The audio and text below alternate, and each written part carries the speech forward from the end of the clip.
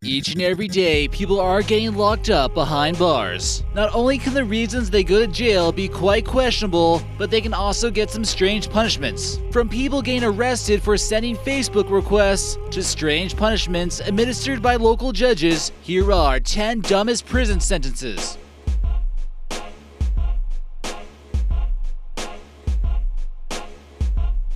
But first, we'd like to thank Bianca Cordova for leaving us this comment on our recent black market video. American Eye currently isn't for sale on the black market, but if you come up with a decent offer, maybe he'll be willing to bargain. Please let us know in the comment section about some of the weird arrests you've heard about or some strange decisions made by judges, and maybe we'll feature you in an upcoming video. Number 11. Water collection. Water is free, right? Everyone gets to enjoy this essential resource necessary for life, and taking some isn't considered stealing if it falls from the sky, right? You can actually do some hard time in the state of Oregon for collecting rainwater, which certainly raises some questions.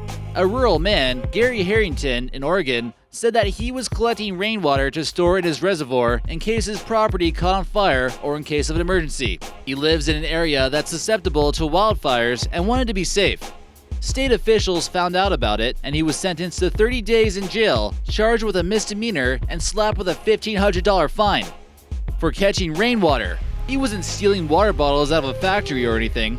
This makes you wonder if the government is just simply punishing those who choose to live a self-sustaining life off the grid. They claim that the rainwater actually belonged to the Medford Water Commission, and not him. Number 10. Otto Warmbier. Otto Warmbier, an American citizen, was sentenced to 15 years of hard labor for stealing a propaganda poster.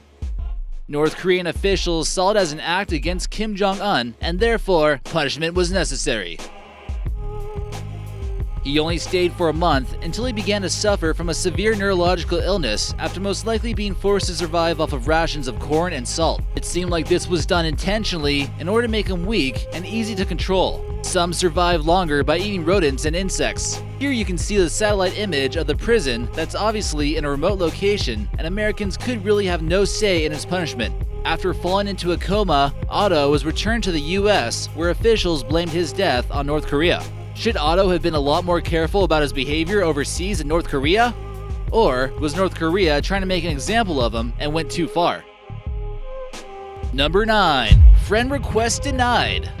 Have you ever felt like sending someone a Facebook request who you probably shouldn't? A teacher, your friend's mom, friend's new girlfriend, or how about the defendant of a court hearing you're about to be the juror for? If she's hot though, it could land you in jail, and not a date. A mistrial took place in Florida when a defendant in an auto negligence case caught the eye of someone.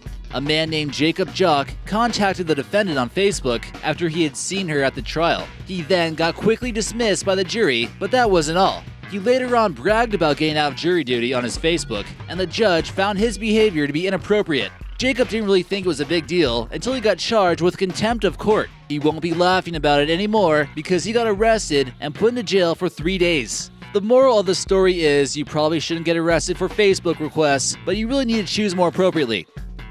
Number 8. Improper use of Twitter. If people could get arrested for improper Twitter usage, our president should have been locked away years ago. But that's not the case here.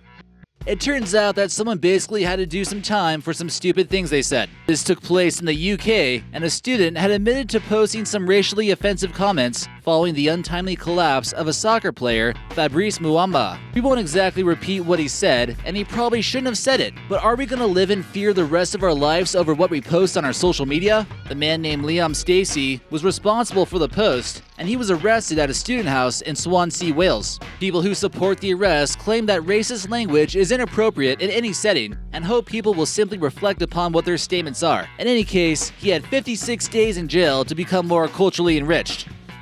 Number 7. Twerking Too Hard. Sometimes shaking that booty seems like it should be illegal. We're not ones to frown upon twerking or anything, and hey, if you like twerking, go ahead and twerk your brains out. A homeless woman in Florida was arrested for twerking too hard to some music, and a school bus just so happened to drive by. This didn't appear to be any malicious act of twerking specifically targeted at the school bus, but she was guilty just because she was within its vicinity. Hey, this happens, and it shouldn't discourage you. Another more surprising case of illegal twerking came in front of an Orlando nightclub where a woman allegedly twerked a little bit too hard, and an undercover police officer had to arrest her. That's how you know your twerk game is on point. In any case, keep your twerks inside the club and you should be just fine. Number 6. Dressing up like a dog.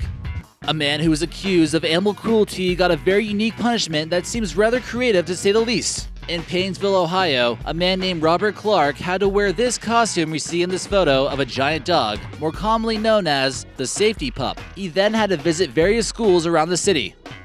Nonetheless, this cruel dog abuser got a little taste of irony, having to dress up as one for 180 days. He also had to pay for various veterinarian bills.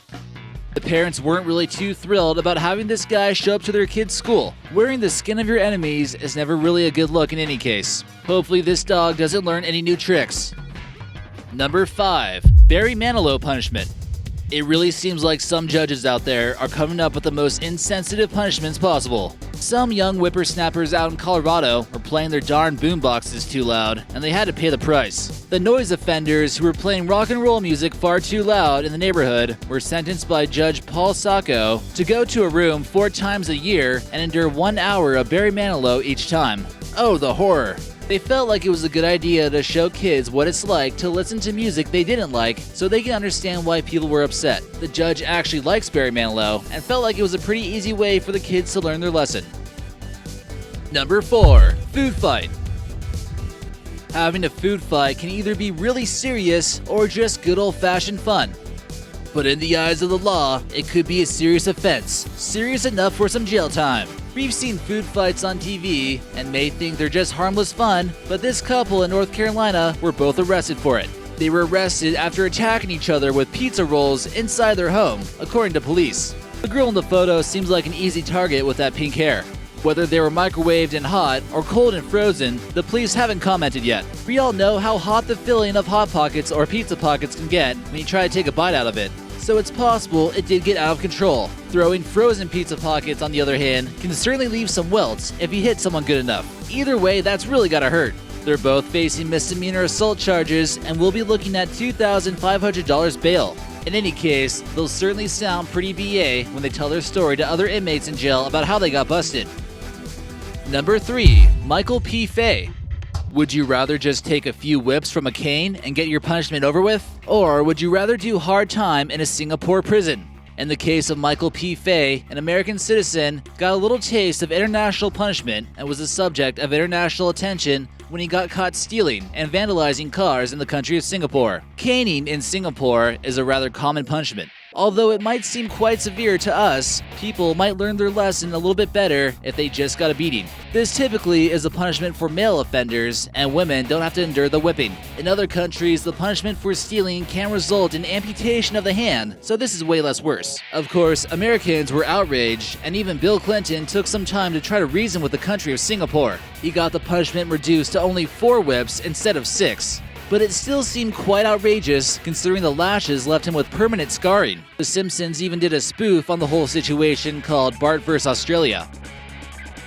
Number 2. Pay up. In case you thought you could run away from librarians with overdue library books, think again. In most cases, you gotta make sure you pay the money you owe or bad things will happen. This is also the case with those books you don't want to take back. A woman from New Mexico was a little bit too thrilled about one of the new Twilight books and never bothered to return it. She would have to answer to the law why she would do such a horrible thing.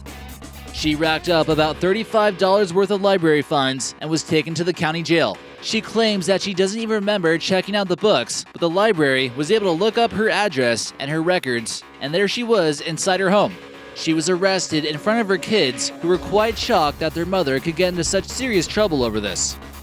And number 1. Ordered to cut daughter's hair. A mother was shocked when she was ordered by the judge to cut her 13-year-old daughter's hair in exchange for a lesser sentence. She apparently attacked a toddler and ripped off her hair during an altercation. Before the altercation, her and a friend had gone to McDonald's after buying a pair of scissors at a dollar shop. So that clearly shows premeditation, right? The mother, Valerie Bruno, accepted the deal from the judge so she wouldn't have to do quite so much community service. She got a pair of scissors and started hacking away on her own daughter's hair, and now she could feel the humiliation. It's almost like an eye for an eye type of sentencing straight out of Hammurabi's code. There probably would be more crime if the punishment only results in a free haircut. Seems like the girl kinda got off easy.